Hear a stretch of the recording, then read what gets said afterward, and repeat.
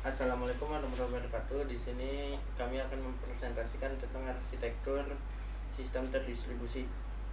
Yang pertama itu ada tiga tipe sistem yang utama. Yang pertama ada sistem personal yang tidak terdistribusi dan dirancang untuk berjalan pada personal komputer atau workstation. Contoh tipenya, sistem ini mencakup word processor, spreadsheet, sama sistem grafis dan lain-lain.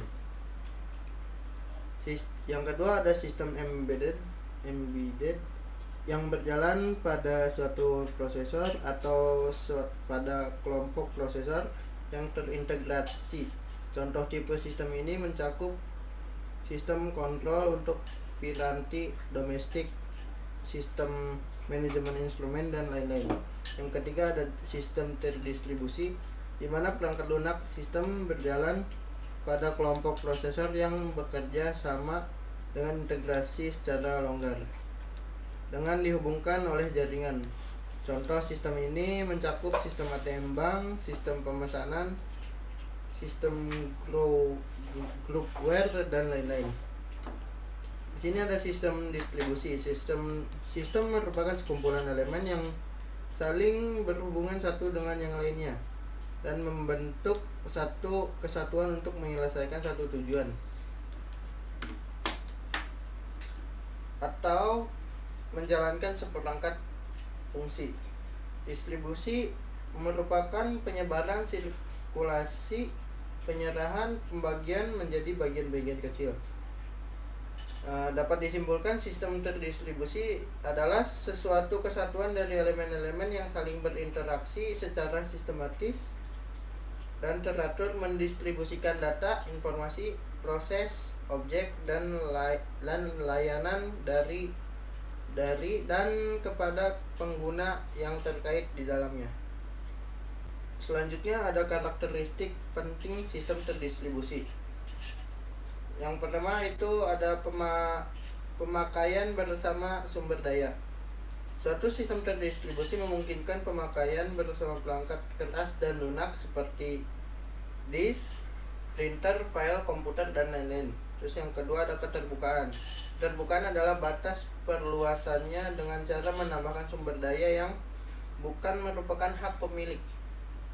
Terus yang ketiga ada konkurensi. Pada sistem terdistribusi, beberapa proses dapat beroperasi pada saat yang sama pada berbagai komputer di jaringan. Terus yang keempat ada skalabilitas. Sistem terdistribusi dapat diskala dalam hal kemampuan sistem yang dapat diupgrade dengan menambahkan sumber daya baru demi memenuhi tuntutan baru bagi sistem. Terus yang kelima ada toleransi kesalahan. Pada sebagian besar sistem terdistribusi, layanan yang terintegrasi dapat diberikan ketika terjadi kegagalan. Terus yang terakhir ada transparansi. Transparansi adalah terbukanya sifat terdistribusi sistem bagi user. Terus di sini ada arsitektur sistem terdistribusi. Yang pertama itu arsitektur multiprosesor, yang kedua adalah ada arsitektur client server, yang ketiga ada arsitektur objek terdistribusi, yang keempat ada COBRA. Dan selanjutnya akan dijelaskan oleh saudara Ricky. Di sini saya Riki Ahmad Pamungkas akan melanjutkan dari rekan saya Arif Prasetya. Di sini ada arsitektur multiprosesor, yaitu sistem multiprosesor adalah model sistem terdistribusi yang paling sederhana yang terdiri dari sejumlah proses yang dapat berjalan pada beberapa prosesor yang terpisah. Contoh sebagai gambar berikut. Kemudian di sini ada arsitektur client server, yaitu model konektivitas pada jaringan yang membedakan fungsi komputer sebagai terminal akses dan pusat pengolahan dan layanan server. Client dan server adalah proses yang berbeda, dapat dilihat pada gambar di bawah ini. Kemudian di sini ada model arsitektur client server. Yang pertama ada two tier, yaitu arsitektur yang dibuat client server di mana terdapat komputer sebagai klien dan server yang berinteraksi melalui protokol dan media komunikasi tertentu. Di sini ada scene client yaitu server merupakan arsitektur di mana server menjalankan fungsi lebih banyak dibandingkan klien. Kemudian ada B, tick silent yaitu fat client server merupakan arsitektur di mana klien mendapatkan peran lebih banyak dibandingkan server. Kemudian di sini ada three tier yaitu arsitektur yang memisahkan antara yang pertama ada data management tier merupakan komputer server yang dikhususkan untuk menangani pengolahan basis data. Kemudian ada middle tier yang merupakan komputer server yang dikhususkan menangani aplikasi-aplikasi di mana prosedur dan perhitungan kompleks dieksekusi. Kemudian di sini ada presentation tier merupakan komputer klien yang menjadi interface bagi pengguna untuk memasukkan data, mengajukan permintaan layanan ke server dan melihat hasilnya. Dan kemudian akan dilanjutkan oleh rekan saya Raka Aditya. Assalamualaikum warahmatullahi wabarakatuh. Di sini saya Raka Aditya Pradana akan melanjutkan presentasi dari Ricky Ahmad Pamungkas. Di sini ada arsitektur objek terdistribusi. Pada arsitektur ini perbedaan antara klien dan server dihilangkan dan dirancang sebagai sistem dengan objek yang terdistribusi. Objek distribusi pada sejumlah komputer pada jaringan dan berkomunikasi melalui middleware. Berikut gambarnya. Terus ada keuntungan arsitektur objek terdistribusi, yaitu keuntungannya memungkinkan perancang sistem menunda keputusan mengenai di mana dan bagaimana layanan harus disediakan. Objek yang menyediakan layanan ini dapat berjalan di bagian jaringan manapun.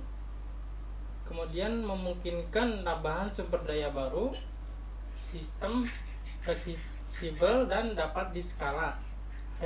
Konfigurasinya dinamis sehingga memungkinkan objek bermigrasi melintas jaringan. Ada COBRA, Common Object Request Broker. Arsitektur adalah sebuah standar yang dikembangkan oleh badan yang bernama Object Management Group atau OMG untuk standarisasi objek terdistribusi. COBRA berisi sebuah spesifikasi infrastruktur yang disebut Object Request Broker atau ORB yang memungkinkan klien dapat berkomunikasi dengan objek secara remote. COBRA menggunakan interface definition language atau IDL untuk menunjukkan antarmuka yang dapat digunakan oleh program atau objek lain. Berikut contoh gambarnya. Kemudian ada layanan COBRA, layanan penamaan yang merupakan layanan direktori yang memungkinkan objek diberi nama, layanan pengumuman yang memungkinkan objek memberitahu objek lain bahwa telah terjadi suatu event, layanan transaksi yang mendukung transaksi atomik dan rollback kembali ke asal jika terjadi kesalahan. Terima kasih. Sekian dari kelompok kami. Apabila ada kesalahan maupun kata, sekian. Assalamualaikum warahmatullahi wabarakatuh.